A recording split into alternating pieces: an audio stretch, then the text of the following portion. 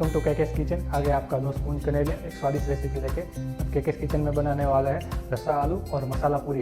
ये रेसिपी की इंस्पिरेशन मेरी मम्मी है, वो बहुत ही अच्छा बनाती है, उसके पास से मैं रेसिपी मैंने सीखी है। और चलो दोस्तों फिर शुरू करते हैं बना।